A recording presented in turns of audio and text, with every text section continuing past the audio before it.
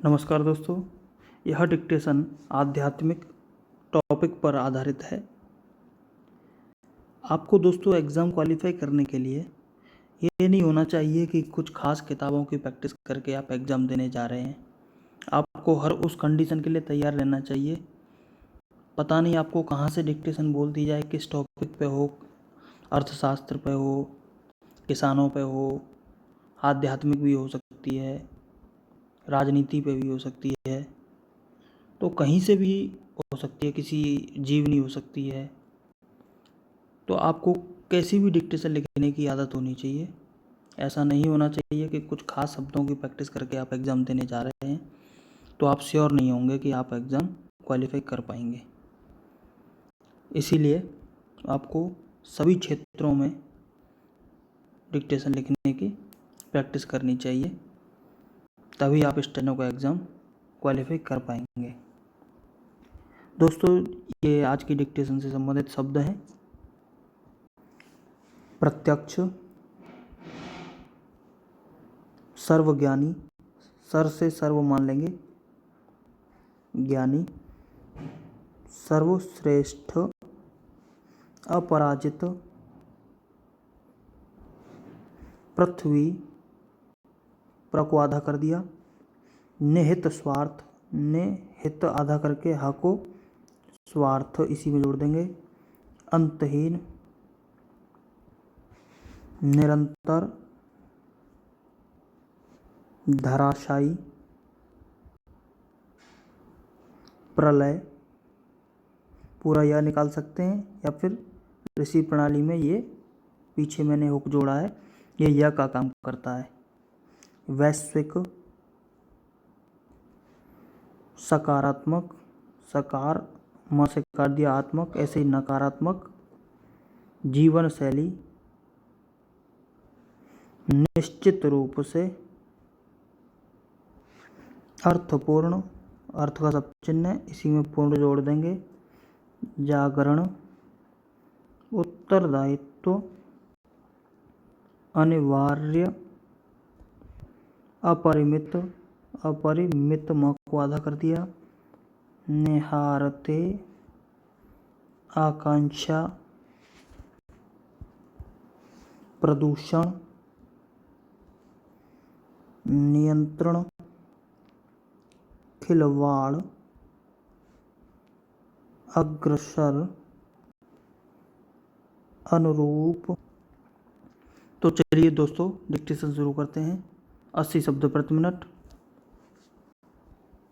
प्रत्यक्ष अप्रत्यक्ष रूप में मनुष्य अपने को सर्वज्ञानी, सर्वश्रेष्ठ, अपराजित मानने का भ्रम पालने लगता है। जल, वायु, पृथ्वी, आकाश एवं अग्नि को भी अपने निहित स्वार्थ के लिए नहीं छोड़ता। अपनी अपनी इच्छाओं एवं सामर्थ्य के अनुरूप प्रगति के अंतहीन अंत की ओर निरंतर अग्रसर होने की होड़ में लगा रहता है। परंतु मानव की सब कुछ पा लेने की भूख कभी कभी किस प्रकार धराशायी होने लगती है, यह हमने आज जाना है। संसार में प्रलय आने में देर नहीं लगती, वह कोरोना के रूप में हो या विश्व युद्ध। हालांकि यह भी सच है कि आज इस वैश्विक मार को सहते हुए इंसानों ने कई सकारात्मक परिवर्तनों को भी अपना लिया है, जो उनके जीवन जीने की शैली बनती जा रही है।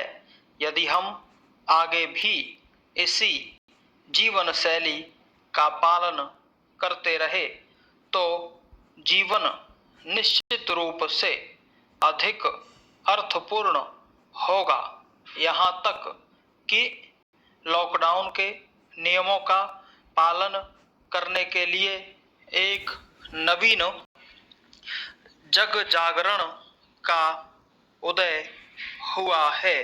आज यह समझ में आया है कि हर समस्या का हल सरकार का उत्तरदायित्व नहीं है। कुछ समस्याओं से पार पाने के लिए एक एक के योगदान का होना अनिवार्य है। ऐसा जग जागरण न कभी देखा न सुना जब संपूर्ण समाज स्वेच्छा से एक ध्येय को लेकर आगे बढ़े। कोरोना से इस जंग में हर व्यक्ति अपने आप में एक योद्धा है। सभी ने अपरिमित संयम अनुशासन का परिचय दिया है। इतनी बड़ी आपदा ने हमें बहुत कुछ सिखाया है। कहाँ समय था कि हम नीले आकाश को निहारते, पास के गांव में मोर नाचता है, यह जान पाते जग जागरण हुआ। अपनी आकांक्षाओं पर नियंत्रण पाने का, प्रदूषण के मूल कारण को पहचानने का, प्रकृति के साथ सीमा से अधिक खिलवाड़ हमारे विनाश का कारण बन सकता है। इस भयावह स्थिति से निकल सामान्य जीवन को पटरी पर लाने के लिए यही संकल्प सुंदर भविष्य की ओर अग्रसर हो।